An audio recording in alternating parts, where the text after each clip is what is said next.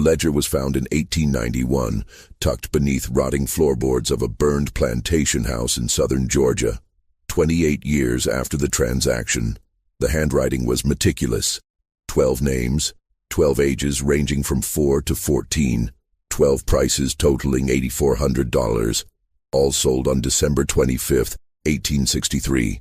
But it was the final entry that made the county clerk's hands tremble. A single word, written in different ink, in a shaking hand that barely resembled the previous entries. Forgive.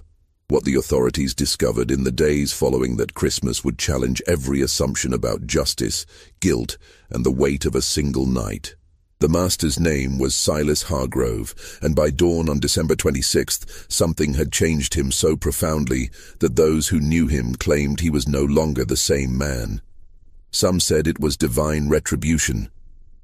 Others whispered of something far more terrifying, something that came for him in the darkness of that holy night, when the world celebrated peace, and he had committed an act so cruel that even hardened men turned away in disgust. The truth, buried in testimonies, letters, and the fragmented memories of those who survived, is more disturbing than any legend. Because what happened to Silas Hargrove that night wasn't supernatural. It was entirely, horrifyingly human. And what makes this story even more chilling is that every detail can be traced back to documented records, witness accounts, and the physical evidence that remained long after everyone involved had turned to dust. Before we continue with the story of Silas Hargrove and the 12 children whose lives he sold for profit on the holiest day of the year, I invite you to subscribe to this channel and hit the notification bell so you never miss stories like this one. And please, leave a comment telling us what state or city you're listening from. We love knowing where our audience is. Now let's uncover what really happened on that Christmas night in 1863. The Hargrove plantation sat 7 miles south of Valdosta, Georgia, on land that had been in the family since 1809. By 1863, it was one of the few estates in the region still operating at near full capacity, despite the war that had been tearing the nation apart for nearly 3 years. While other planters had lost their labor force to Union raids or Confederate conscription, Silas Hargrove had managed to keep his operation intact through a combination of brutal discipline and geographic isolation. The plantation house itself was an imposing 2-story structure with white columns that had long since grayed with neglect. The paint peeled in long strips, revealing wood darkened by decades of humidity and heat. 6 windows faced the front yard, their glass warped with age, reflecting distorted images of anyone who approached. The roof sagged slightly in the middle, and during heavy rains, water would drip through the ceiling of the second-floor hallway, creating a rhythmic sound that echoed through the empty rooms. Surrounding the main house were the quarters, 23 small cabins arranged in 2 rows, each housing multiple families. The cabins were constructed of rough-hewn pine logs, chinked with mud and moss that had to be replaced every spring. Each cabin measured roughly 12 by 14 feet and housed anywhere from 4 to 8 people. There were no windows, only wooden shutters that could be propped open during the day. The floors were packed dirt, and the roofs were made of cypress shingles that leaked during storms. Beyond the quarters stood the cotton fields, stretching toward a line of pine trees that marked the edge of Hargrove land. 300 acres of cotton, though only about 200 were actively cultivated by 1863. The soil was red clay, difficult to work, and the yields had been declining for years. But Silas refused to acknowledge the decline, insisting in his ledgers that the land was as productive as it had been in his father's time. Between the fields and the quarters stood the work buildings. A cotton gin house, a blacksmith's forge, a carpentry shop, a smokehouse, and a large barn that stored equipment and served as a punishment site when Silas deemed it necessary. The gin house was the largest structure on the property aside from the main house, a cavernous building with a dirt floor and massive wooden gears that separated cotton fiber from seed. The sound of the gin during harvest season was deafening, a constant grinding and clanking that could be heard for miles. Silas Hargrove was 47 years old in December of 1863. He stood just under 6 feet tall, with a thin frame that had grown thinner over the years. His hair, once dark brown, had turned mostly grey, and he wore it combed straight back from a high forehead. His face was angular, all sharp lines and prominent bones, with deep-set eyes that rarely made direct contact with anyone. He had a habit of pursing his lips when he was thinking, creating deep lines around his mouth that made him look perpetually disapproving. Those who dealt with him in business described him as methodical, cold, and obsessed with maintaining control. He kept detailed records of everything: crop yields, weather patterns, expenditures, and the names, ages, and estimated values of every enslaved person on his property. His ledgers filled an entire bookshelf in his study, each one labeled by year and category. He would spend hours reviewing them, making notations in the margins, calculating projections for future harvests. But there was something else in those ledgers, something that wouldn't be discovered until after his death. Interspersed among the business entries were personal observations, written in a smaller, more cramped handwriting. Brief notes about the people he enslaved. Ruth's boy Marcus shows aptitude for carpentry. Bess, age 4, sickly, may not survive winter. Thomas learning blacksmith trade, value increasing. These weren't compassionate observations. They were assessments, the same way a farmer might note which livestock were thriving and which were failing. Silas had been raised to view slavery as a natural order, an economic necessity, and a social structure ordained by God. His father, Nathaniel Hargrove, had owned the plantation before him and had instilled in Silas a rigid worldview. There were those who were meant to lead and those who were meant to serve. Questioning this order was not only foolish, but dangerous. It threatened the entire foundation of their society. Nathaniel had died in 1856, leaving the plantation to Silas, his only surviving son. Silas's older brother, James, had been killed in a hunting accident in 1849, and his younger brother, Robert, had died of yellow fever in 1852. This left Silas as the sole heir, a responsibility he took with grim seriousness. Silas had married in 1851 at the age of 35 to a woman named Catherine Brennan, the daughter of a wealthy merchant in Savannah. It was not a love match, but a practical arrangement. Catherine brought a substantial dowry, and Silas provided social standing and land. They had 4 children in quick succession: 2 sons, William and Charles, and 2 daughters, Margaret and Anne. Catherine was a quiet woman, deeply religious, who spent most of her time in the upstairs rooms of the house, reading scripture and writing letters to her family in Savannah. She rarely ventured into the fields or the quarters, and she never questioned Silas's management of the plantation. But those who knew her said she seemed perpetually sad, as if she carried a weight she couldn't name. In 1859, Catherine became pregnant with their 5th child. The pregnancy was difficult from the start. She was weak, often bedridden, and by the 8th month, it was clear something was wrong. On a cold night in November, she went into labor. The baby, a boy, was born stillborn. Catherine hemorrhaged and died 3 hours later, at the age of 32. Silas had her buried in the family cemetery, a small plot on a hill overlooking the cotton fields. He commissioned a marble headstone with her name, dates, and a single line from Proverbs. She openeth her mouth with wisdom, and in her tongue is the law of kindness. He never visited the grave after the funeral. The children were sent to live with Catherine's sister in Savannah shortly after their mother's death. Silas told people it was for their education and safety, but those close to the family suspected the real reason. He couldn't bear to look at them. They reminded him of Catherine, and Catherine reminded him of failure. He had failed to protect her, failed to give her a life of happiness, failed to be anything more than a cold, distant husband. With the children gone, Silas retreated further into his work. He spent 18 hours a day managing the plantation, reviewing ledgers, planning crops, and maintaining the rigid control that defined his existence. He ate alone, slept alone, and spoke only when necessary. The enslaved families learned to avoid him when possible, to move quietly when he was near, to never meet his eyes. His only regular companion was Dutch Keller, the overseer. Dutch was a large man, over 6 feet tall and heavily muscled, with a thick red beard and small, cold eyes. He had worked on the plantation since 1857, hired by Silas's father shortly before Nathaniel's death. Dutch was efficient, brutal when he deemed it necessary, and utterly loyal to Silas. He lived in a small house near the gin, separate from both the main house and the quarters, a physical representation of his position, above the enslaved, but below the master.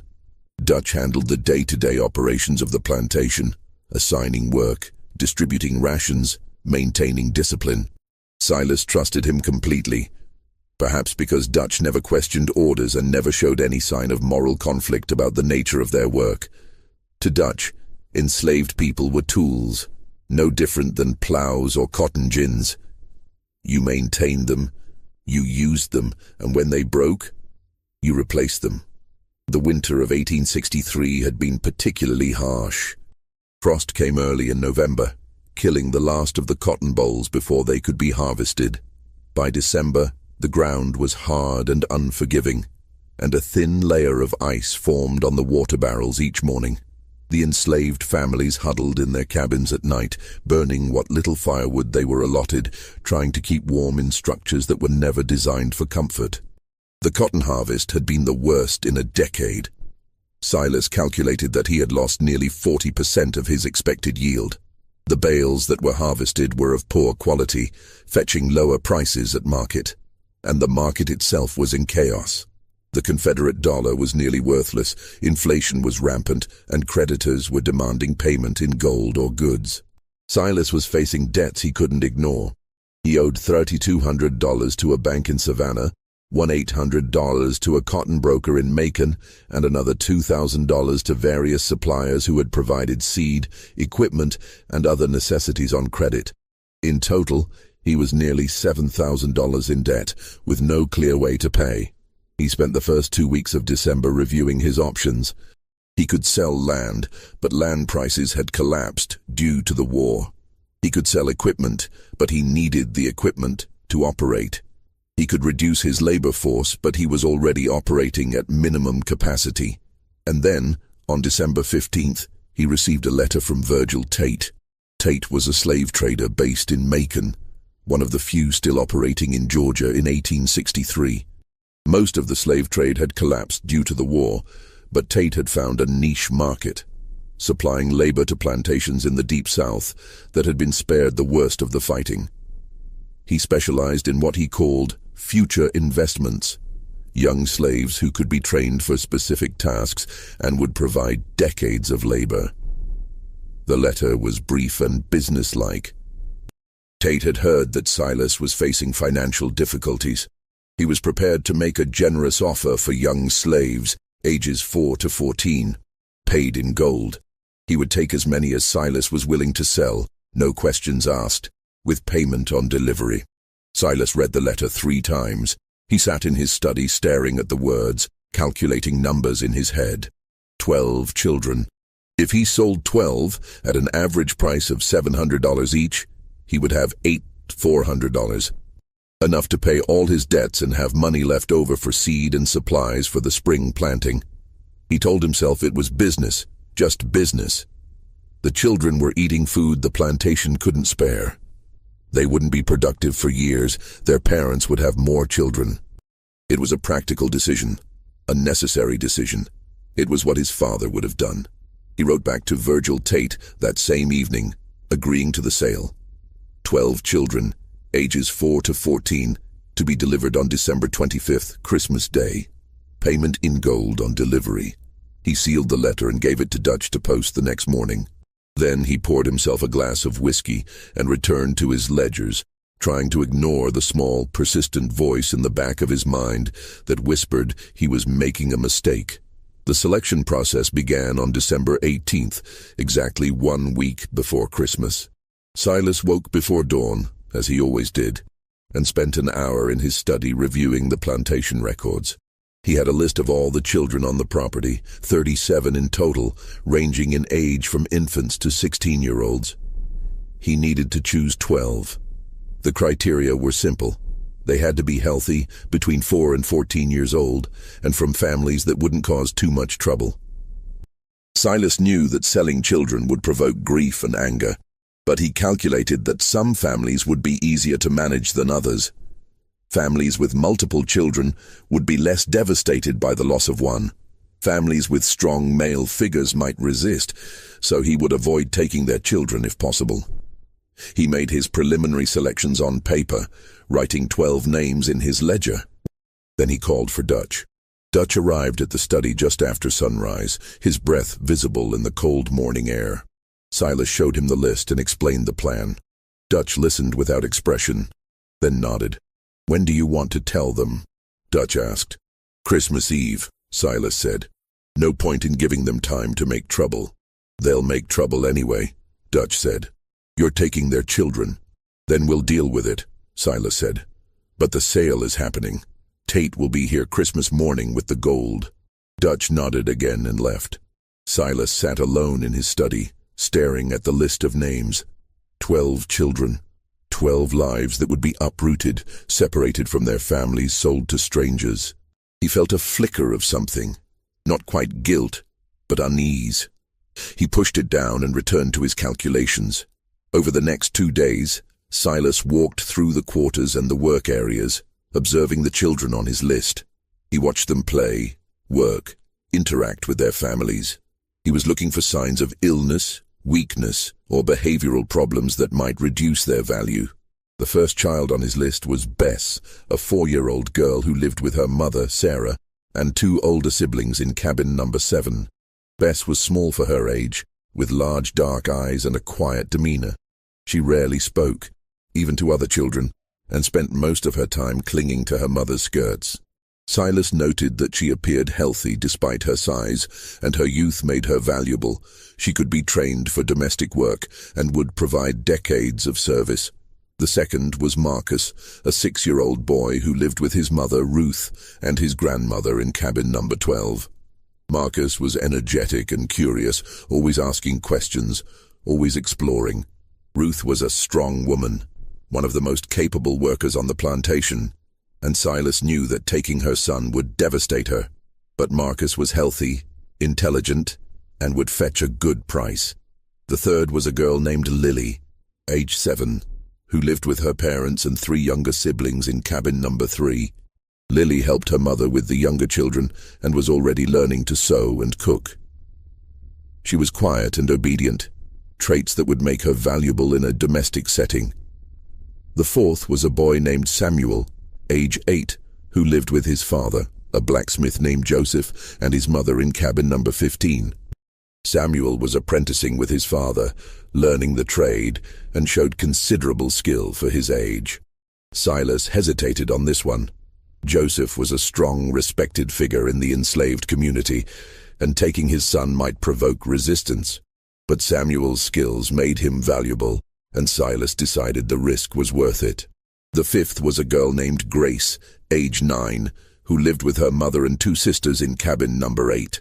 Grace was tall for her age, strong, and already working in the fields alongside the adults. She rarely smiled, and there was a hardness in her eyes that Silas found unsettling. But she was healthy and capable, and that was all that mattered. The sixth was a boy named Daniel, age 10, who lived with his parents and an older brother in cabin number 19. Daniel was small and wiry, with quick hands and a sharp mind. He had been helping in the carpentry shop and showed aptitude for detailed work. His parents were quiet, unlikely to cause trouble, which made him a safe choice. The seventh was a girl named Hannah, age 10, who lived with her mother and grandmother in cabin number 5. Hannah was cheerful and talkative, always singing while she worked. Her mother, a woman named Esther, was one of the house servants, which meant Hannah had been exposed to domestic work from a young age. She would be easy to train and valuable in a household setting. The eighth was a boy named Isaac, age 11, who lived with his parents and 3 younger siblings in cabin number 21. Isaac was serious and responsible, often taking care of his younger siblings while his parents worked. He was literate. His mother had secretly taught him to read using a Bible she had hidden, though Silas didn't know this. Isaac's intelligence and maturity made him valuable. The 9th was a girl named Abigail, age 12, who lived with her mother and 2 younger brothers in cabin number 9.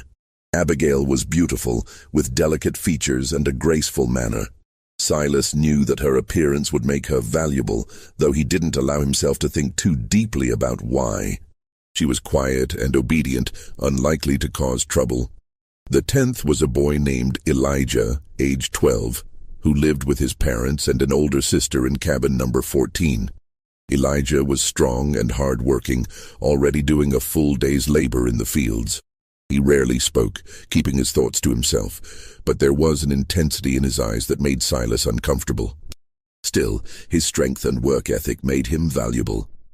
The 11th was a girl named Rebecca, age 13, who lived with her mother and younger sister in cabin number 6.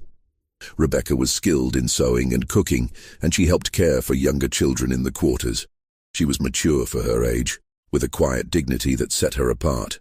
Her mother was a widow, which meant there would be no father to cause trouble.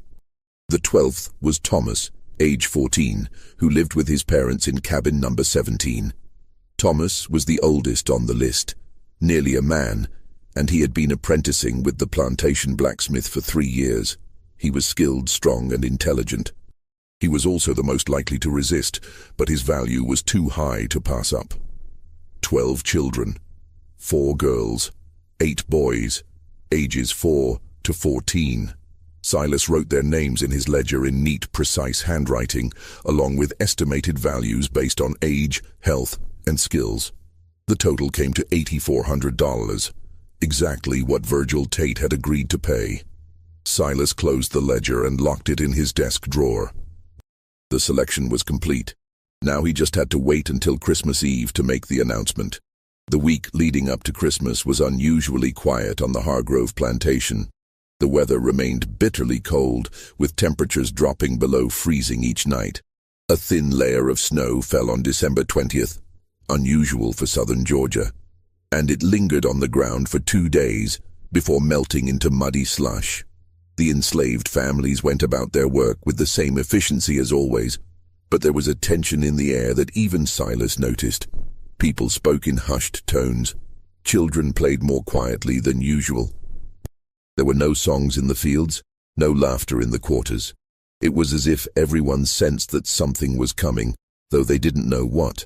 Silas spent most of his time in his study, reviewing his financial records and preparing for the transaction. He had written to his creditors, informing them that he would be able to make payments in January. He had calculated how much gold he would need to set aside for spring planting. He had planned everything down to the smallest detail, but he couldn't shake a growing sense of unease. It started as a small, nagging feeling in the back of his mind, easy to ignore. But as Christmas approached, it grew stronger, more insistent.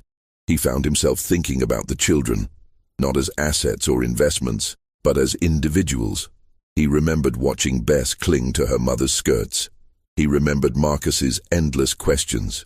He remembered the way Thomas had looked at him once, with an expression Silas couldn't quite interpret. He told himself he was being foolish. This was business. He had made the right decision. The plantation would survive because of this sale. That was all that mattered.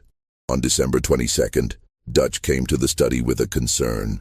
Several of the enslaved families had been asking about Christmas. Traditionally, Christmas was one of the few days when they were given a break from work and allowed to celebrate with extra rations and small gifts. They wanted to know if the tradition would continue this year. Silas considered the question. Part of him wanted to cancel the celebration entirely. It seemed hypocritical to give them a day of rest when he was about to sell 12 of their children. But he also knew that canceling Christmas would raise suspicions and might provoke resistance before the sale could be completed. "Tell them Christmas will be observed as usual," Silas said. "Extra rations on Christmas Eve. No work on Christmas Day." Dutch nodded and left. Silas returned to his ledgers, but he couldn't concentrate. He kept thinking about the announcement he would have to make on Christmas Eve. He imagined the mothers' faces when they heard their children's names. He imagined the father's rage. He imagined the children's confusion and fear. He poured himself a glass of whiskey, even though it was only mid-afternoon. Then another.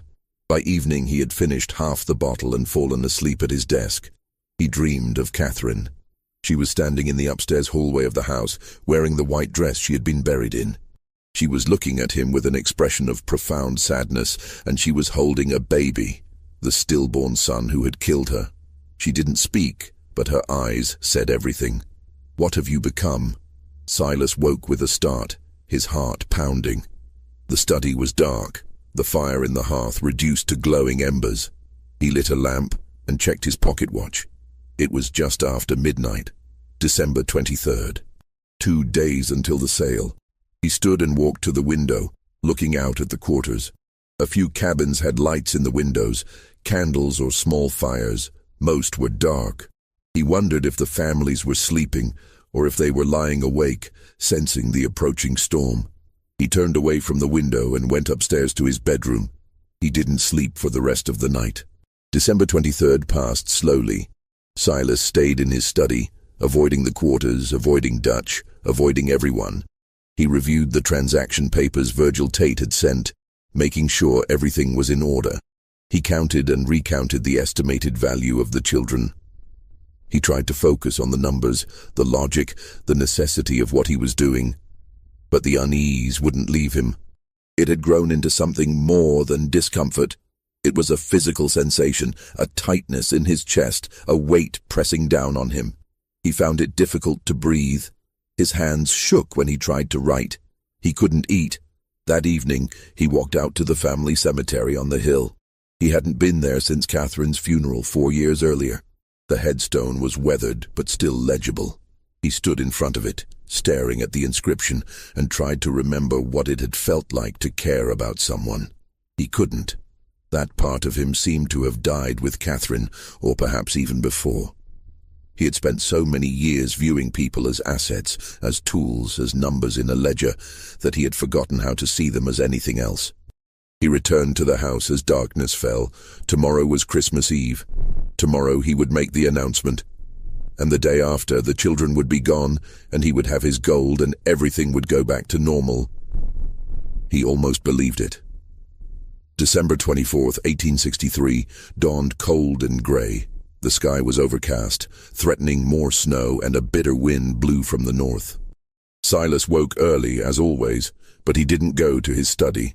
Instead, he stood at his bedroom window, looking out at the quarters, watching as smoke began to rise from the chimneys as families woke and started their fires. He knew what he had to do today. He had rehearsed the words in his mind 100 times. He would be brief, direct, unemotional. He would read the names from his ledger. He would tell them the children would be leaving at dawn. He would make it clear that resistance would be punished. It would take 5 minutes, maybe less. And then, it would be done. But as he stood at the window, watching the plantation wake up, he felt something he hadn't felt in years. Fear. Not fear of the enslaved family's reaction, though that was a concern, but a deeper fear, a primal dread that he couldn't name or explain. It felt like standing at the edge of a cliff, knowing that one more step would send him plummeting into darkness. He pushed the feeling down and got dressed. He went to his study and retrieved the ledger with the 12 names. He called for Dutch and told him to gather everyone in the yard at dusk for the rations distribution. Dutch nodded and left without comment. The day passed with agonizing slowness. Silas tried to work, but he couldn't focus. He tried to read, but the words blurred on the page. He tried to eat, but the food tasted like ash. He spent most of the day sitting in his study, staring at the ledger, waiting for dusk. In the quarters, the families prepared for Christmas. Despite the cold and the hardships of the past year, there was a sense of anticipation. Christmas was one of the few days when they were allowed to rest, to be with their families, to pretend for just a moment that they were something more than property. The mothers cooked what little extra food they had been given. The fathers told stories to their children. The older children helped care for the younger ones. There was singing in some of the cabins, hymns and spirituals that had been passed down through generations. Ruth, Marcus's mother, held her son close as she prepared their meager Christmas meal. Marcus was excited, chattering about what he hoped to receive, maybe an extra piece of cornbread or a small toy carved from wood. Ruth smiled and stroked his hair, trying to memorize the feel of him, the sound of his voice, the warmth of his small body against hers. She didn't know why, but she had a terrible feeling that something was wrong. She had felt it for days, a growing dread that she couldn't shake. She had dreamed the night before of Marcus walking away from her into darkness, and no matter how loudly she called, he didn't turn back. She held him tighter and whispered a prayer. As dusk approached, Dutch walked through the quarters calling for everyone to gather in the yard for rations. The families emerged from their cabins, bundled against the cold, and assembled in front of the big house. There were 63 people in total, men, women, and children, representing 23 families. Silas stood on the porch, the ledger in his hands. Dutch stood beside him, his face expressionless. The enslaved families waited in silence, their breath visible in the cold air. Silas opened the ledger. His hands were shaking, and he gripped the book tighter to steady them. He looked out at the assembled faces, faces he had seen every day for years, faces he had never truly looked at. "I have an announcement," he said. His voice sounded strange to his own ears, thin and distant. The crowd waited. Silas looked down at the ledger and began to read the names. Bess, Marcus, Lily, Samuel, Grace, Daniel, Hannah, Isaac, Abigail, Elijah, Rebecca, Thomas. 12 names. As each name was called, a ripple of confusion passed through the crowd. Parents looked at each other, trying to understand. Children looked up at their mothers and fathers, sensing something was wrong. "These children have been sold," Silas continued, his voice flat. "They will be leaving at dawn tomorrow. The buyer will arrive with a wagon. The transaction is final. Anyone who interferes will be punished." For a moment, there was absolute silence. The words hung in the cold air, incomprehensible. And then, slowly, the meaning sank in. The first sound was a gasp, a sharp intake of breath from one of the mothers, then another, and then the wailing began. It started with Ruth. She let out a sound that was barely human, a howl of grief so profound that it seemed to tear the air itself. She fell to her knees, clutching Marcus to her chest, and the sound that came from her was the sound of a soul breaking. Other mothers joined her. Sarah, Bess's mother, collapsed, her body shaking with sobs. Esther, Hannah's mother, screamed and reached for her daughter, pulling her close. The fathers stood rigid, their faces carved from stone, their fists clenched at their sides. The children began to cry, not understanding what was happening but sensing their parents' terror. Bess clung to her mother, her small body trembling. Marcus buried his face in Ruth's shoulder. Thomas stood apart from his parents, his face blank, his eyes fixed on Silas. Ruth crawled forward on her knees, her hands outstretched, her face wet with tears. She reached the porch steps and looked up at Silas, her voice breaking. "Please," she said. "Please, Master Hargrove, don't take my boy. He's all I have. Please, I'll work harder. I'll do anything. Please, don't take him." Silas looked down at her. He saw the desperation in her eyes, the absolute terror. He saw Marcus clinging to her, his small face pressed against her neck, and for a moment, just a moment, he felt something crack inside him. But then he remembered the debts, the creditors, the plantation, the necessity of survival. He hardened his expression and said the words that would haunt him for the rest of his life. "He's worth more than you." Ruth's face crumpled. She let out another wail and collapsed onto the frozen ground, her body racked with sobs. Other mothers surged forward, begging, pleading, offering anything and everything if he would just spare their children. Silas turned and walked into the house. He locked the door behind him and stood in the dark hallway, listening to the sounds of grief outside.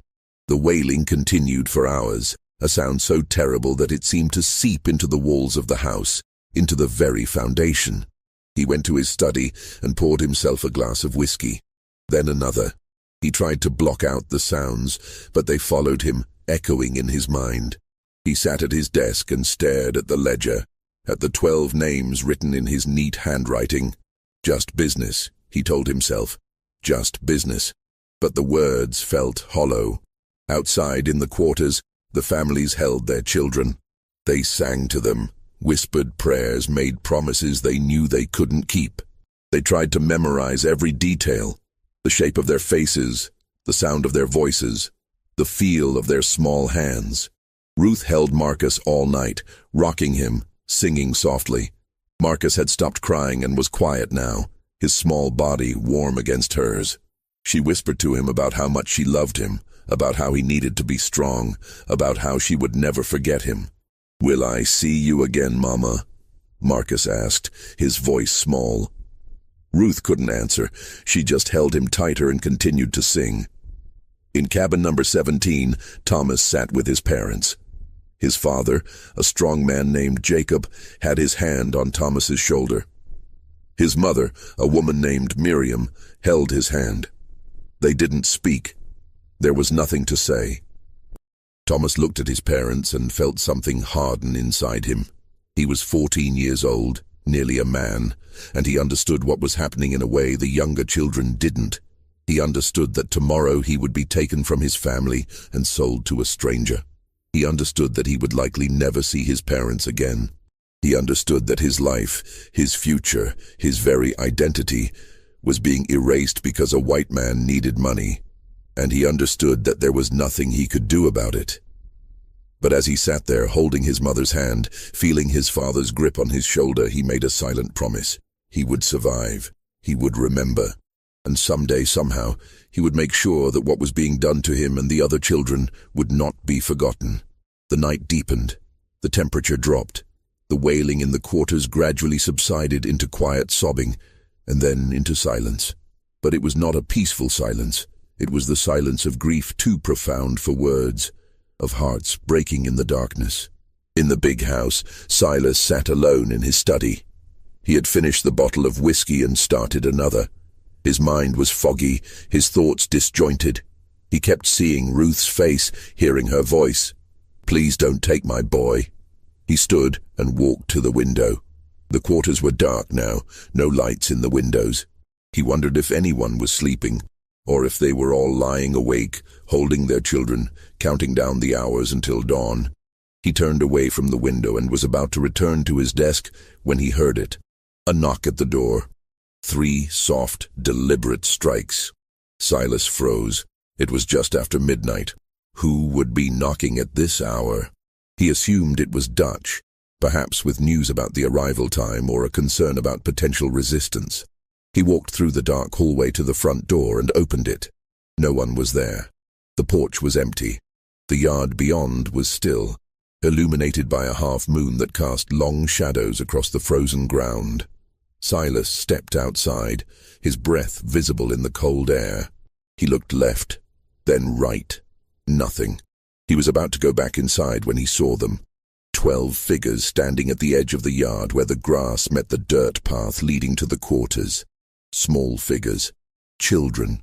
For a moment, Silas thought the enslaved families had sent the children to plead for themselves. He felt a surge of anger. This was manipulation, an attempt to make him feel guilt. He stepped off the porch and started toward them, ready to send them back and punish whoever had orchestrated this. But as he got closer, he realized something was wrong. The children weren't moving. They stood perfectly still, arranged in a line, their faces tilted upward toward the house. And they were silent. Completely, unnaturally silent. No crying, no pleading, no sound at all. "Get back to the quarters," Silas said, his voice sharp. "Now." None of them moved. He was 10 feet away when he recognized them. Bess, the 4-year-old, her small body rigid. Marcus, Ruth's son, his face blank. Thomas, the blacksmith's apprentice, his eyes fixed on Silas. All 12 children from the list, standing in the exact order he had written their names in the ledger.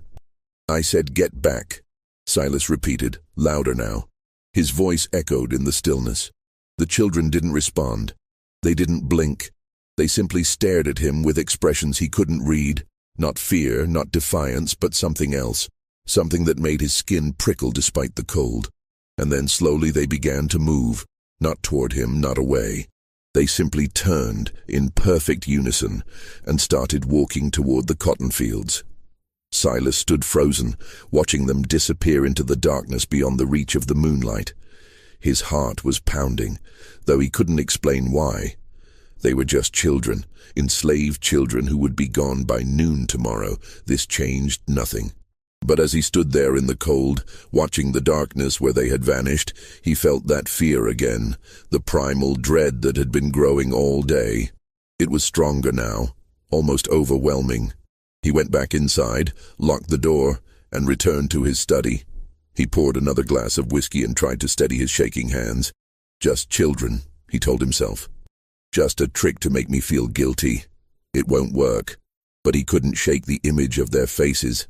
The way they had stared at him, the absolute silence, the way they had moved in perfect unison, as if controlled by a single mind.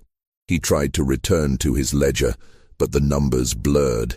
He tried to sleep, but every time he closed his eyes, he saw them standing in that line, their small bodies rigid, their eyes fixed on him.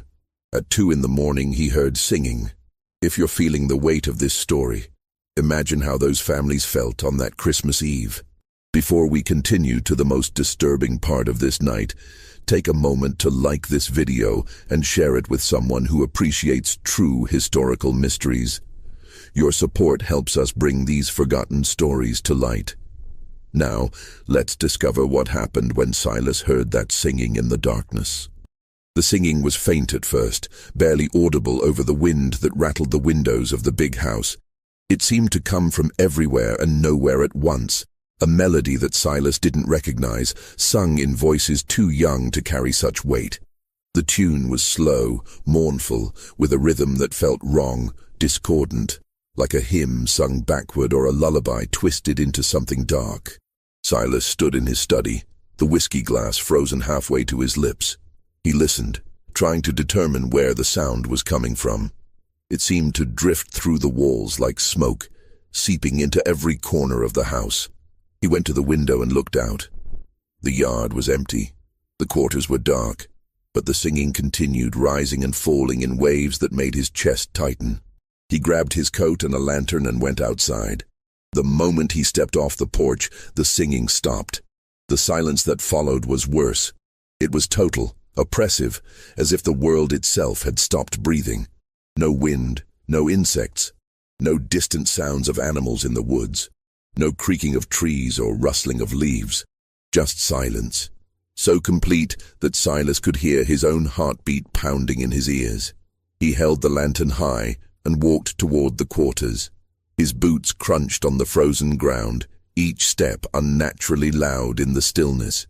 He expected to find the families awake, perhaps gathered in one of the cabins, perhaps singing to comfort themselves. But every door was closed, every window dark. He knocked on the nearest door, cabin number 7, where Bess lived with her mother, Sarah. No answer. He knocked again, harder. Still nothing. He pushed the door open. Inside, Sarah lay on a pallet with her 2 older children, all 3 of them asleep. But it wasn't a normal sleep. Their breathing was shallow, almost imperceptible, and they didn't stir when Silas called out. He moved closer and shook Sarah's shoulder. She didn't wake. Her skin was warm, her pulse steady, but she was completely unresponsive, as if trapped in some deep, unnatural slumber. Silas backed out of the cabin, his heart racing. He moved to the next cabin, then the next. The same in each one. Every adult, every child except the 12 he had selected, was asleep in this same deep, unnatural way. He called their names, shook them, even splashed water on their faces. Nothing worked.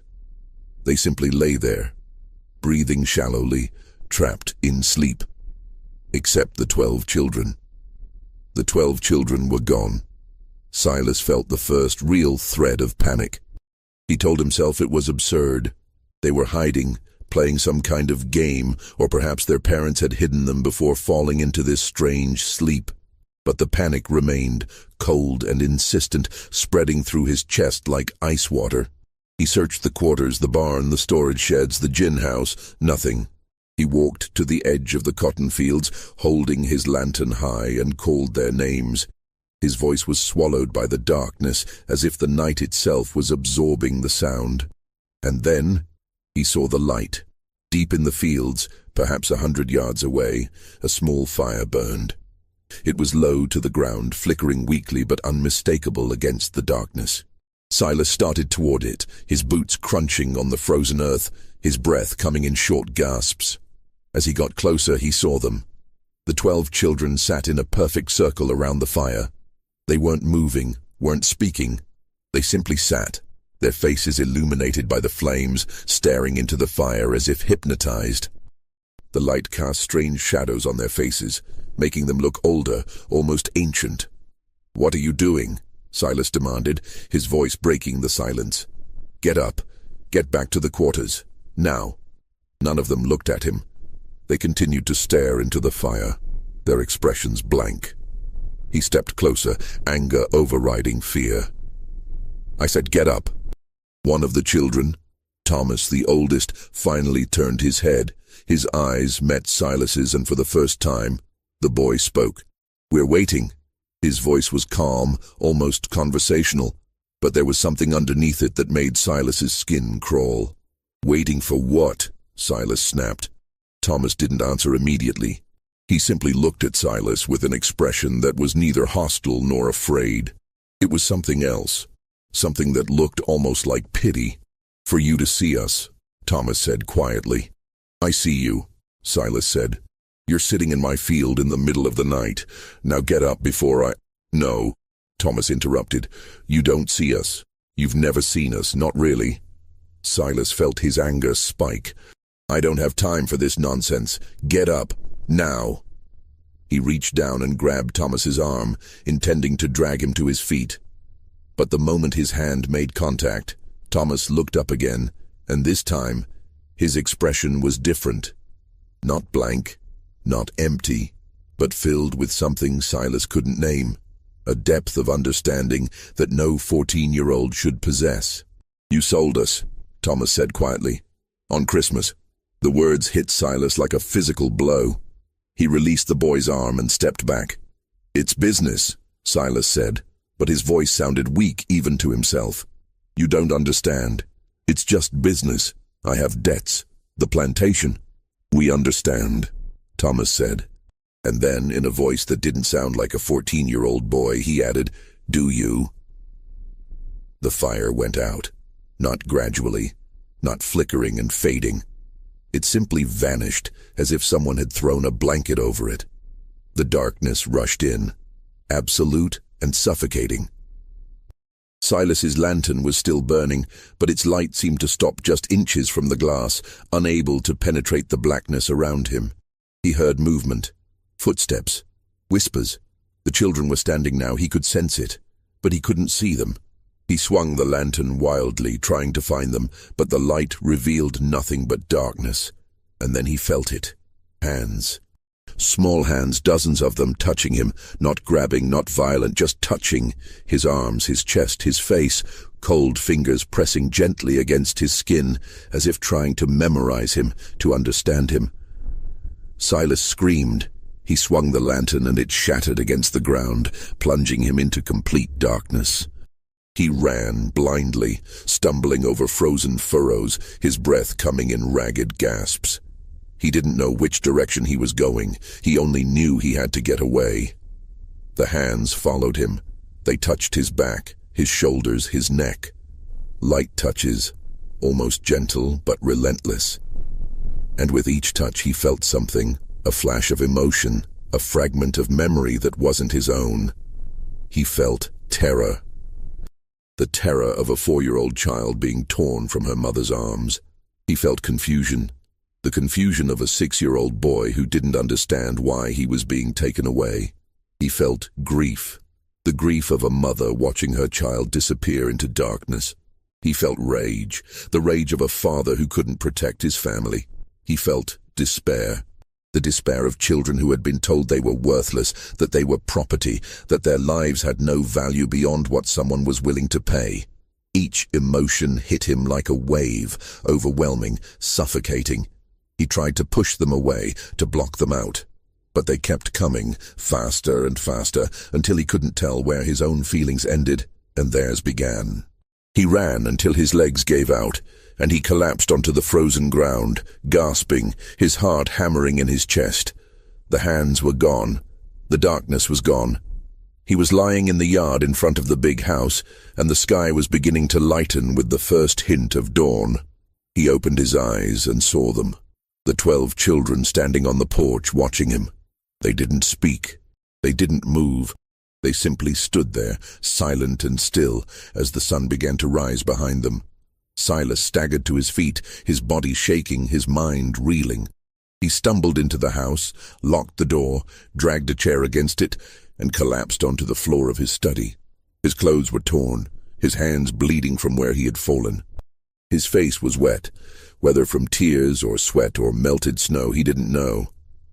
He sat there for a long time, trying to make sense of what had happened. It was exhaustion, he told himself. Stress. Guilt manifesting as hallucination. It wasn't real. It couldn't be real. But when he looked down at his hands, he saw the dirt under his nails, the scratches on his palms. And when he looked at the window, he saw them still standing there, watching. And he knew with a certainty that terrified him that it had been real, all of it. At precisely 6 o'clock in the morning, Virgil Tate arrived with his wagon and 3 armed men. Silas heard the sound of hooves and wheels on the frozen road and forced himself to stand. His body ached, his head pounded, and his hands wouldn't stop shaking. He looked at himself in the mirror above his desk and barely recognized the man staring back. His face was pale, his eyes bloodshot and sunken, his hair disheveled. He looked like he had aged a decade overnight. He straightened his clothes as best he could and walked to the front door. He took a deep breath, trying to steady himself, and opened it.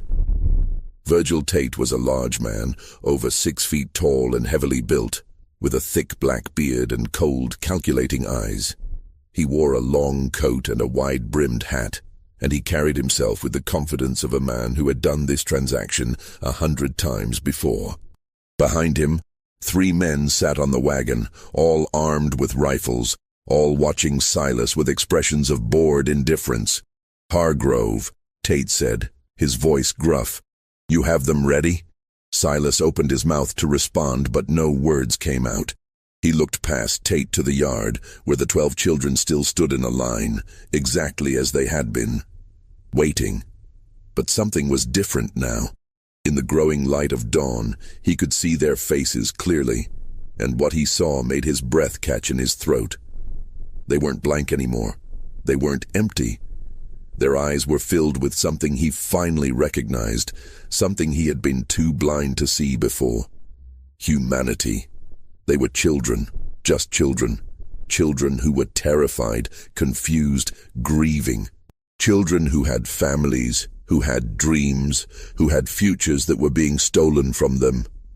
Children who were exactly like his own sons and daughters, except for the color of their skin and the accident of their birth. And he was about to sell them, on Christmas morning, for gold. "Well," Tate said impatiently, "let's get this done. I have another stop in Thomasville." Silas looked at the children, at Bess, the 4-year-old, her small body trembling, at Marcus, Ruth's son, his eyes wide with fear, at Thomas, the blacksmith's apprentice, who was looking at him with that same expression of understanding, of pity. And in that moment, Silas Hargrove understood something that would haunt him for the rest of his life. They knew exactly what he was. They knew what he had chosen, and they knew that he would have to live with it. The weight of that knowledge was crushing. It pressed down on him, suffocating him, and he realized that this was what they had shown him in the darkness. Not revenge, not punishment, but truth. The simple, unbearable truth of what he was doing. He thought about the gold, about the debts, about the plantation, about everything he had told himself to justify this decision, and he realized that none of it mattered. None of it was worth this. "No," Silas said quietly. Tate frowned. "What?" No, Silas repeated, louder now. His voice was shaking, but there was a firmness underneath it that surprised even him. The sale is off. Tate's expression darkened. The hell it is. We have a contract. I have your signature. You take this gold, or I take those children and you get nothing. Silas looked at the leather satchel in Tate's hand, the satchel containing $8,400 in gold coins. Enough to save the plantation. Enough to pay his debts. Enough to secure his future. Then he looked at the children again, at their faces, at their eyes. Take your gold and leave, Silas said. Tate stared at him for a long moment, his jaw clenched. You're a fool, Hargrove. You'll lose everything. I know, Silas said. And he did. He knew that without the gold he would default on his debts. The creditors would seize the plantation. He would lose everything his family had built over 3 generations. He would be ruined. But he also knew that if he went through with this sale, he would lose something far more important. He would lose whatever remained of his humanity. He would become something he could never come back from. Tate spat on the ground. Your funeral. He turned to his men. Let's go. We're wasting time here. The wagon turned and started back down the road. The sound of hooves and wheels faded into the morning. Silas stood on the porch watching them disappear and felt something inside him break and reform at the same time. He looked at the children. Slowly, one by one, they turned and walked back toward the quarters. By the time the sun was fully up, they were gone. Silas stood on the porch for a long time after the children left, staring at the empty yard. The sun was rising, casting long shadows across the frozen ground, and the world was beginning to wake up. He could hear sounds from the quarters now, doors opening, voices calling out, the normal sounds of morning. He realized that whatever had happened during the night, whatever strange sleep had fallen over the plantation, was over. The families were waking up, and they would want answers. Silas went inside and walked to his study. He sat at his desk and stared at the ledger, at the 12 names written in his neat handwriting. He picked up his pen, dipped it in ink, and drew a single line through each name. Then at the bottom of the page he wrote 3 words. Sale cancelled. Debt remains. He closed the ledger and locked it in his desk drawer. Then he stood and walked back outside. The families were emerging from the quarters now, confused and disoriented. They had woken to find themselves in their cabins with no memory of how they got there or what had happened during the night.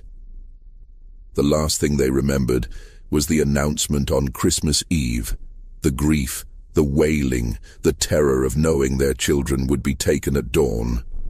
But dawn had come, and their children were still there.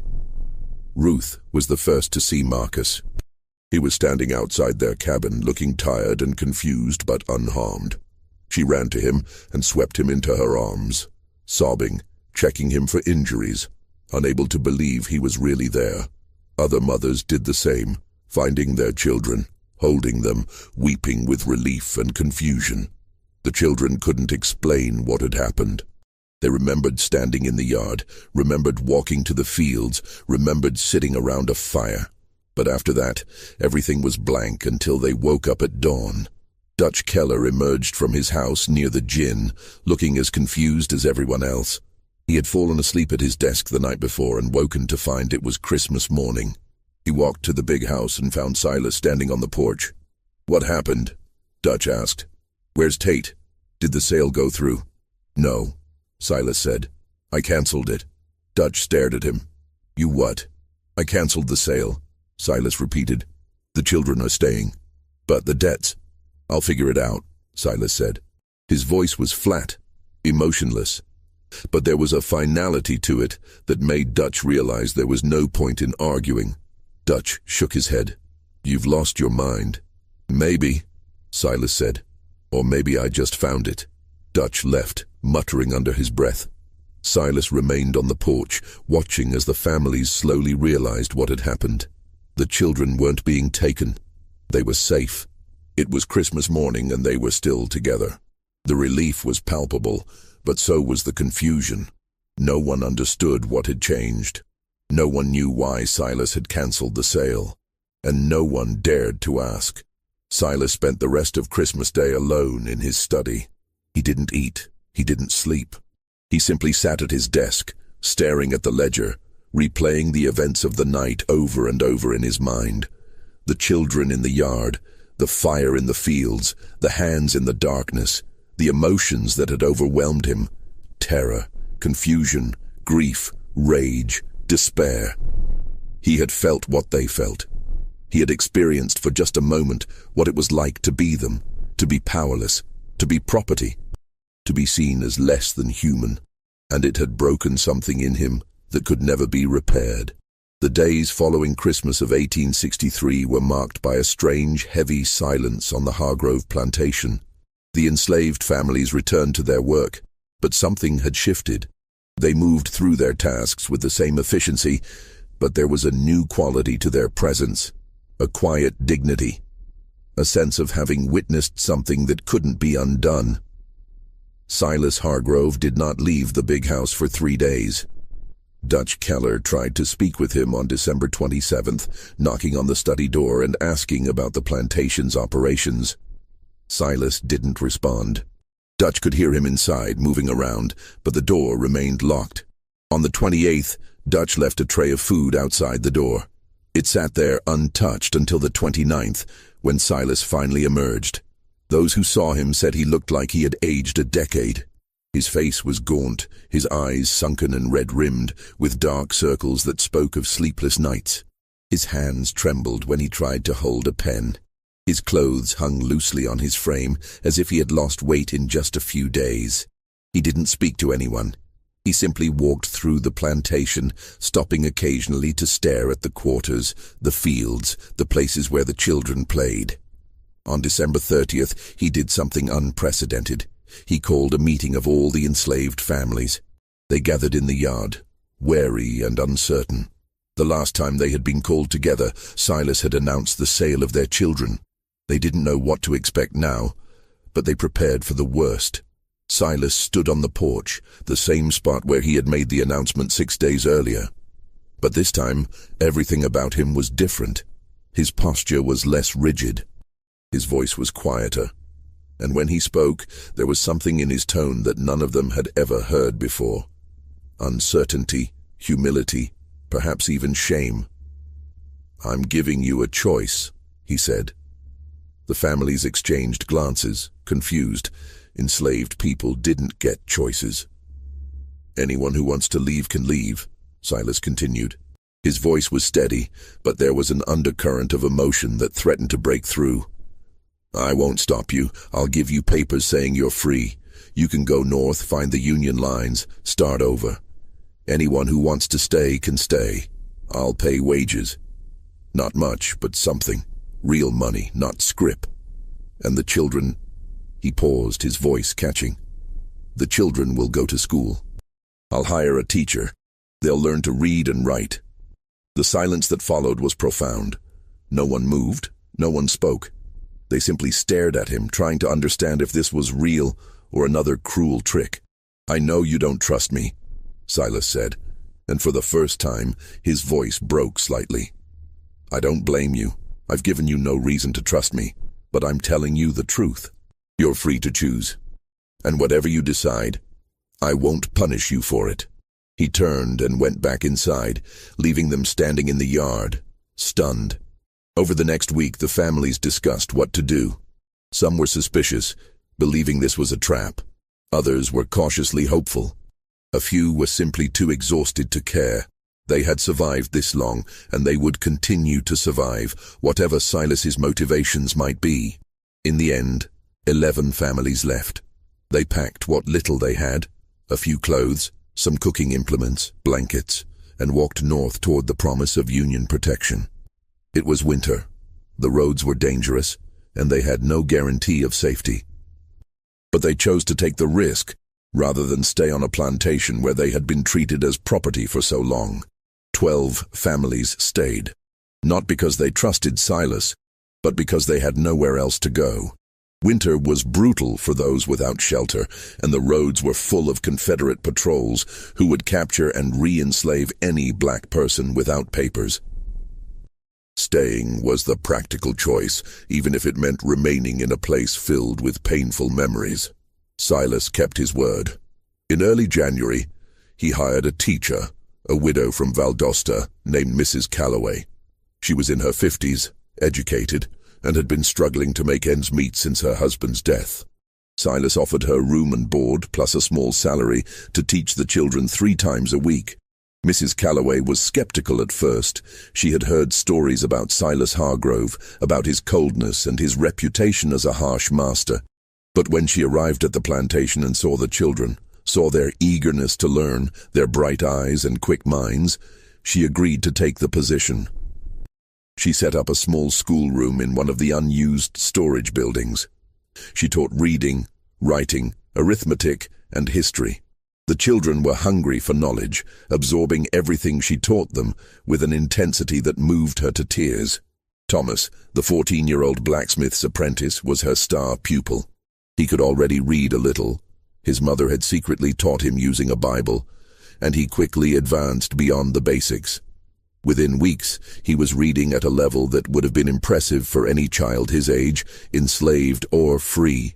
Silas also began paying wages. They were small, just a few dollars a month per family, but they were paid in gold, not Confederate scrip. For people who had never been paid for their labor, who had never had money of their own, it was a profound change. He stopped carrying a whip. He stopped entering the quarters uninvited. He stopped issuing punishments for minor infractions. The plantation continued to operate, but the atmosphere had changed. There was less fear, less tension. People still worked hard, but they worked with a sense of purpose rather than terror. But Silas himself was changing in ways that went beyond policy. Those who observed him closely noticed that he seemed haunted. He would stop in the middle of a task and stare into the distance, as if seeing something no one else could see. He would wake in the middle of the night and walk through the plantation, stopping at the edge of the cotton fields, staring into the darkness. He began attending church in Valdosta, sitting in the back pew, never speaking to anyone. He would arrive just as the service started and leave the moment it ended, avoiding conversation. But he listened intently to every sermon, especially those about redemption, forgiveness, and the weight of sin. Dutch Keller left in February of 1864. He told anyone who would listen that Silas had lost his mind. "He's not the same man," Dutch wrote in a letter to his brother. "Something broke in him that night. He walks around like a ghost, talking to himself, staring at nothing. He's paying them wages, for God's sake, treating them like they're free. I can't work for a man like that. He's going to lose everything, and I won't be there to watch it happen." Dutch was right about one thing. Silas was losing everything. Without the gold from the sale, he couldn't pay his debts. The creditors began sending increasingly threatening letters. The bank in Savannah filed a lien against the property. Suppliers refused to extend credit. But Silas didn't seem to care. He continued to pay wages. He continued to fund the school. He continued to treat the people on his plantation as human beings rather than property. In March of 1864, he did something even more unprecedented. He began writing letters to government officials advocating for the rights of enslaved people. He wrote to the governor of Georgia, to members of the Confederate Congress, to anyone who might listen. His letters were passionate, detailed, and deeply personal. In one letter, discovered years later in the state archives, he wrote, "I have spent my life believing that slavery was a natural order, a necessary institution, a system ordained by God. I was wrong. I have seen the faces of children torn from their mothers. I have heard the wails of parents who know they will never see their sons and daughters again. I have felt for just a moment the terror and despair of those who are treated as property rather than people. And I can no longer remain silent. This system is evil. It destroys not only those who are enslaved, but also those who enslave. It corrupts the soul and blinds us to the humanity of our fellow man. I do not expect forgiveness for my role in perpetuating this evil. But I can at least speak the truth, even if no one listens. The letters were ignored. Some were mocked. A few resulted in threats. But Silas continued to write them, driven by a compulsion he couldn't explain. The war dragged on through 1864 and into 1865. Sherman's army marched through Georgia in late 1864, burning plantations and freeing enslaved people in their wake.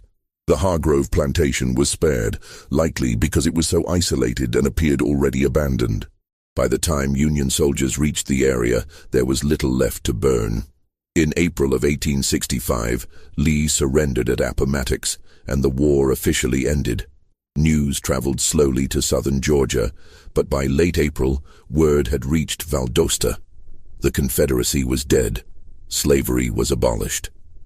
Silas gathered the remaining families and told them they were legally free now.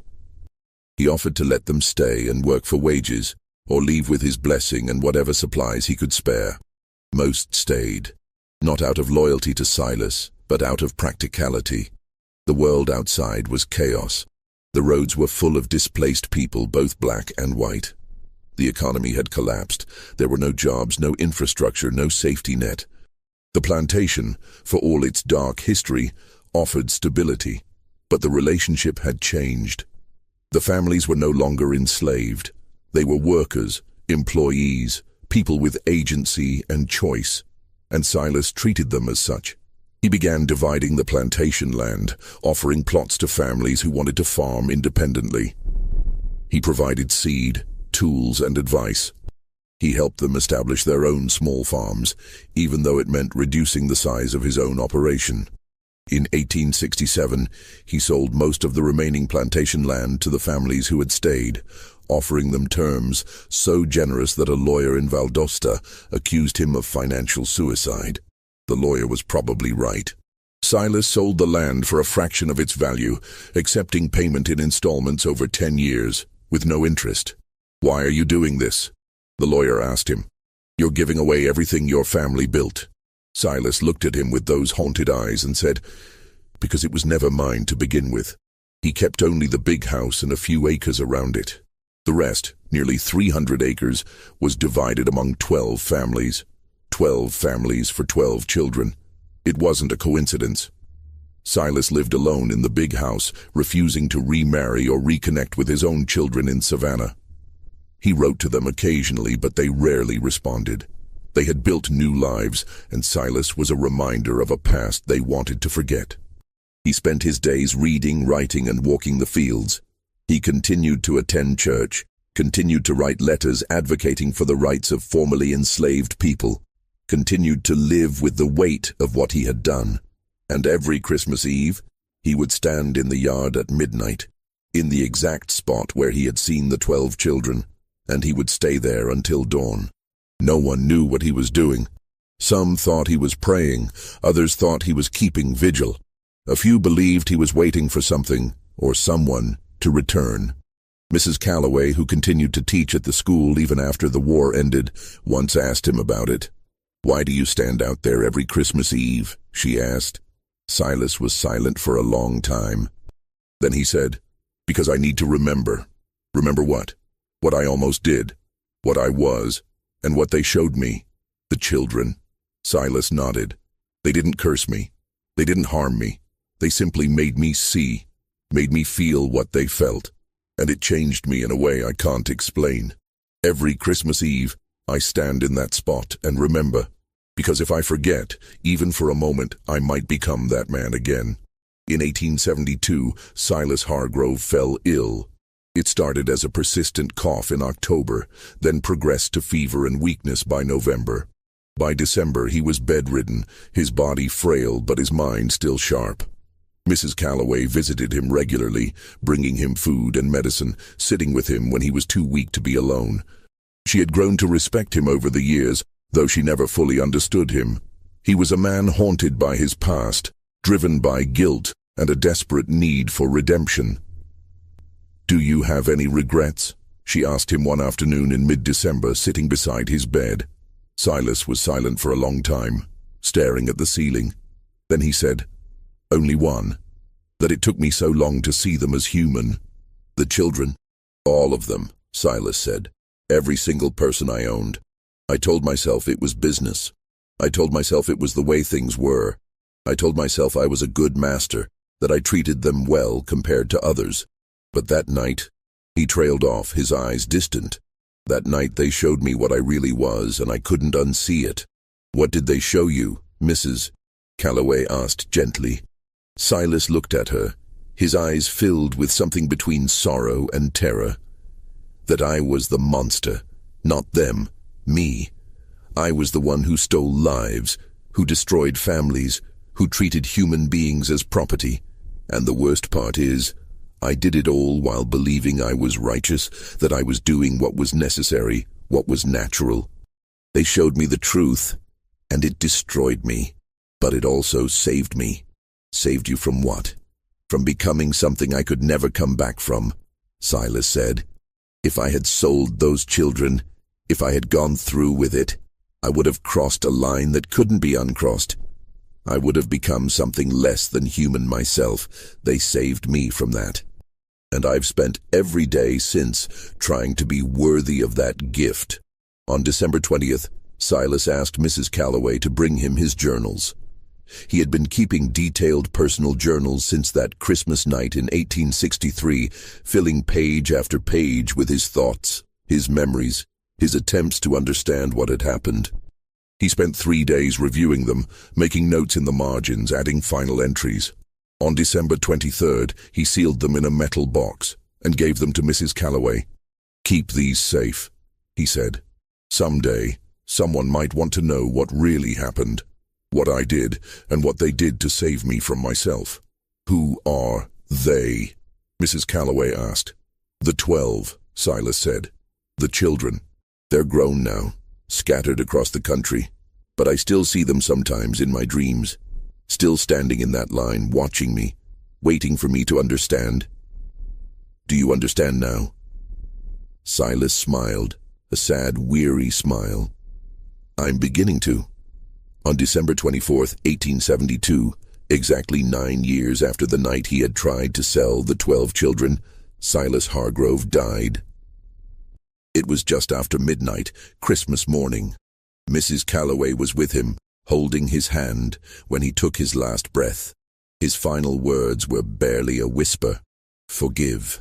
The families who had stayed on the plantation buried him in the small cemetery on the hill, not far from where Catherine had been buried 13 years earlier. They marked his grave with a simple stone that bore only his name and dates. No epitaph, no flowery language, just the facts. But they also did something unexpected. They planted 12 small trees around his grave, one for each of the children he had almost sold. Oak trees, strong and enduring, that would grow tall and provide shade for generations to come. It was a gesture that confused outsiders. Why would formerly enslaved people honor the man who had once owned them, who had once tried to sell their children? But those who had lived through that Christmas night understood. Silas Hargrove had been a monster, yes, but he had also been a man who had changed, who had spent the last 9 years of his life trying to atone for his sins. He hadn't succeeded. Some sins are too great for atonement. But he had tried. And in a world where most slaveholders never acknowledged their crimes, never changed their ways, never showed even a hint of remorse, that meant something. In 1891, a fire swept through the old plantation house. It had been abandoned for years, slowly decaying, the windows broken, the roof collapsing, the walls covered in vines. No one was surprised when it finally burned. Lightning strike, most people assumed, or perhaps a vagrant's campfire that got out of control. But when county officials came to assess the damage and determine if the property was safe, they found something in the ruins. Beneath the charred floorboards of the study, they discovered a metal box. It was scorched but intact, sealed tight against the flames. Inside were Silas's journals, not the business ledgers, but personal journals he had kept from 1863 until his death. The county clerk, a man named William Brennan, no relation to Silas's late wife, took the journals back to his office and began to read them. What he found disturbed him so deeply that he sealed the journals and refused to discuss them publicly for years.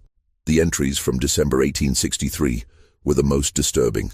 Silas had written about the night of the 25th in excruciating detail. The children in the yard, the fire in the fields, the hands in the darkness, the overwhelming emotions that had flooded through him. But he had also written something else, something that Brennan found so unsettling that he questioned his own sanity for believing it. In the final entry from that night, written in the early hours of December 26th, Silas had described what he believed had happened. They didn't speak, but I heard them. Not with my ears, but with something deeper.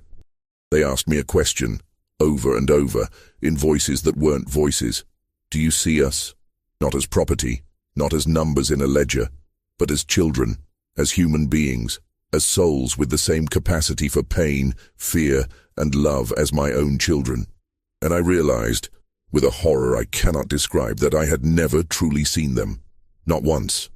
I had looked at them every day of my life and never truly seen them, and that night they made me see. They made me feel what they felt. The terror of being torn from their mothers, the confusion of being sold like animals, the absolute helplessness of being a child with no power, no voice, no future. They didn't curse me. They didn't harm me. They simply made me see, and it broke something in me that can never be repaired. Brennan read this passage multiple times, trying to understand it. Was Silas describing a hallucination, a psychological break, or something else? He continued reading. In subsequent entries, Silas had written about his transformation, his attempts to atone, his ongoing struggle with guilt. But he kept returning to that night, trying to understand what had happened. In an entry from March 1864, Silas wrote, "I have spent months trying to rationalize what happened that night. I have told myself it was exhaustion, stress, guilt manifesting as hallucination. But I cannot escape the feeling that it was real, that somehow those 12 children found a way to show me the truth of what I was doing. Not through violence or revenge, but through empathy. They made me feel what they felt. And in doing so, they saved me from becoming something irredeemable." In an entry from December 1865, he wrote, "I stood in the yard again tonight, on the anniversary of that night. I half expected them to appear, to stand in that line and watch me as they did 2 years ago. But they didn't come, perhaps because they don't need to. I see them every day, in every child's face, in every parent's love for their child.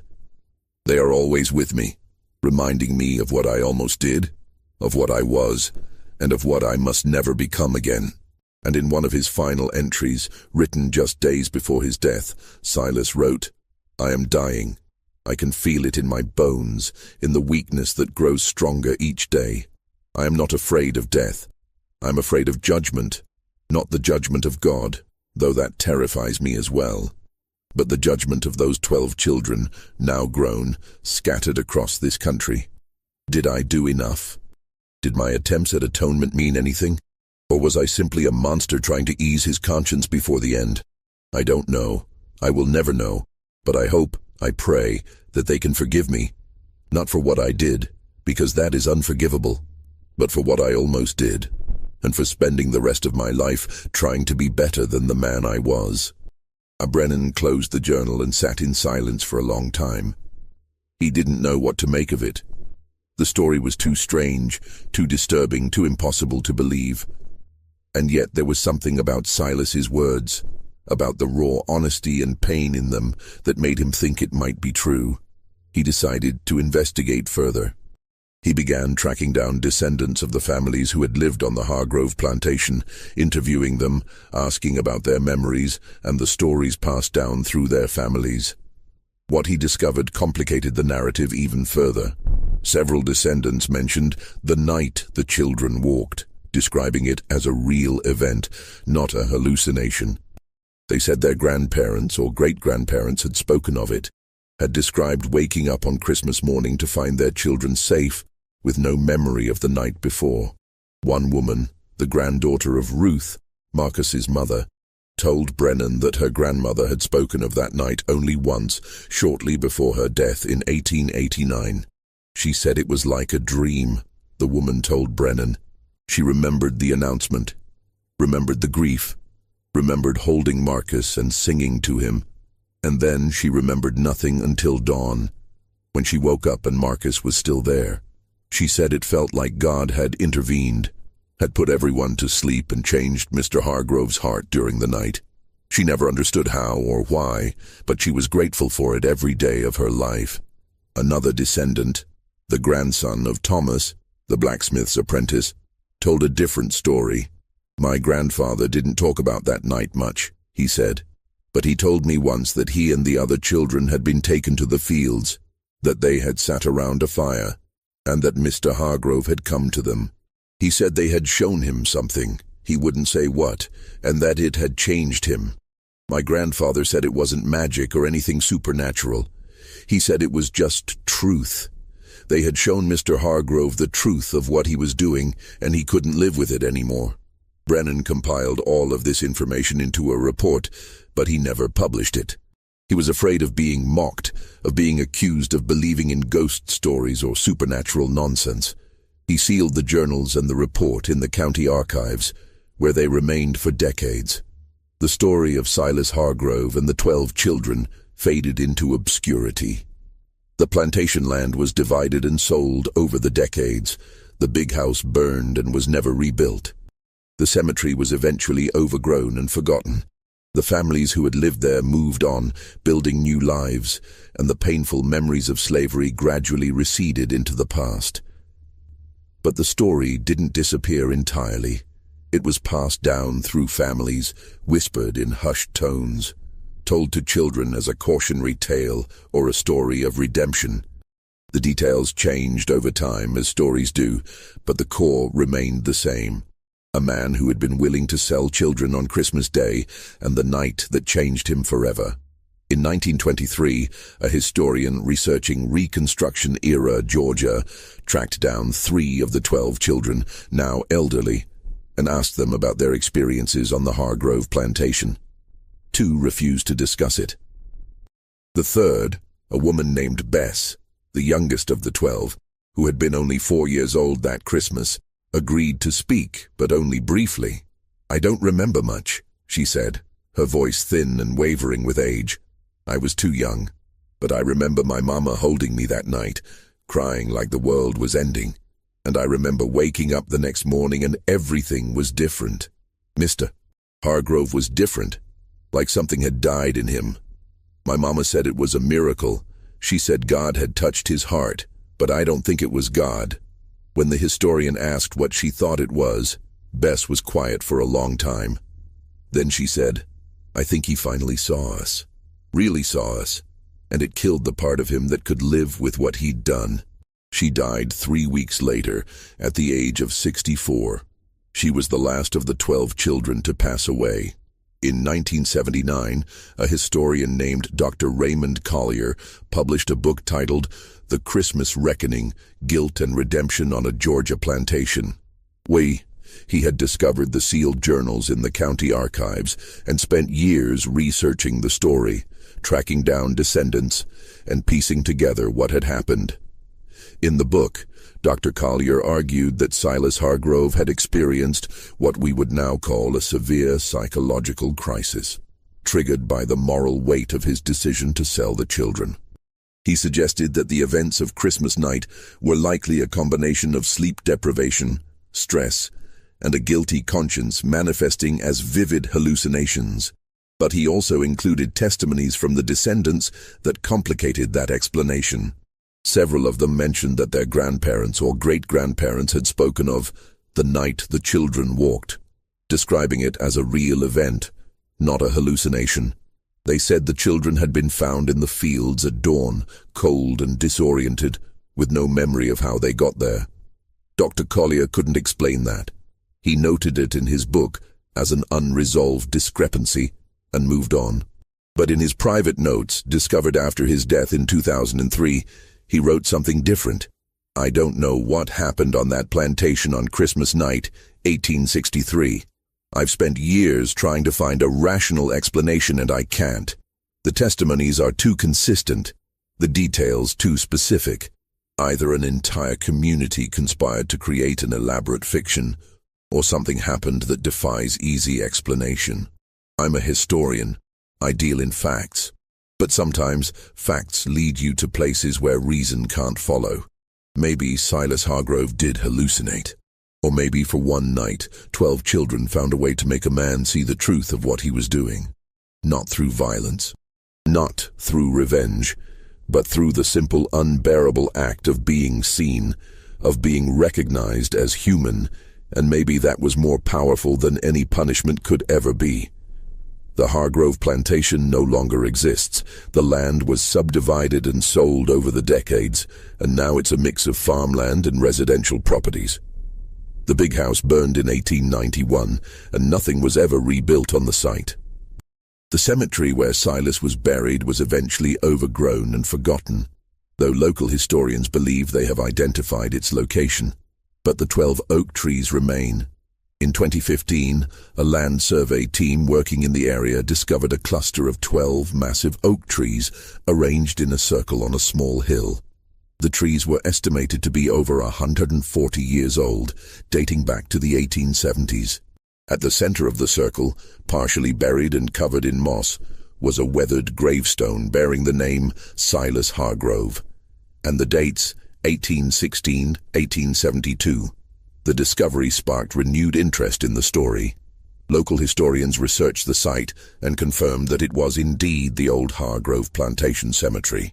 The 12 oak trees, they concluded, had been planted around Silas's grave shortly after his death. The site is now protected as a historical landmark. Visitors can walk among the oak trees, which have grown massive and majestic, their branches intertwining overhead to create a natural cathedral. At the base of each tree, a small plaque has been installed with the name of one of the 12 children: Bess, Marcus, Lily, Samuel, Grace, Daniel, Hannah, Isaac, Abigail, Elijah, Rebecca, and Thomas. It's a quiet place, peaceful and beautiful. But there's something about it that makes visitors uneasy. Perhaps it's the weight of history, the knowledge of what almost happened there. Or perhaps it's something else, something harder to define. People who visit the site often report feeling watched, as if unseen eyes are observing them from the shadows between the trees. Some hear faint singing, a melody they can't quite place. Others feel a sudden, overwhelming sense of grief or guilt that passes as quickly as it came. Are these experiences real, or are they simply the power of suggestion, the mind creating meaning where none exists? No one knows for certain, but what is certain is this. On Christmas night in 1863, something happened on the Hargrove plantation that changed the course of multiple lives. Whether it was a psychological break, a shared hallucination, or something that defies rational explanation, the result was the same. A man who had been willing to sell children for profit became a man who spent the rest of his life trying to atone for his sins. It wasn't enough. It could never be enough. Some sins are too great for atonement, but it was something. And in a world where most slaveholders never acknowledged their crimes, never changed their ways, never showed even a hint of remorse, that meant something. The 12 children grew up. They lived full lives, as full as any formerly enslaved person could in the post-war South. They had families, careers, struggles and triumphs. And they carried with them, for the rest of their lives, the memory of that Christmas night when they had somehow made a monster see them as human. They never spoke publicly about what happened, perhaps because they didn't fully understand it themselves, or perhaps because some truths are too profound, too personal to be shared with the world. But they remembered, and their descendants remember. And now, through this story, we remember too.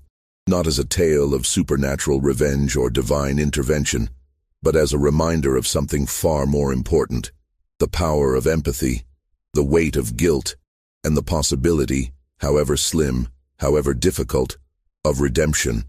This story shows us that sometimes the most terrifying hauntings aren't supernatural.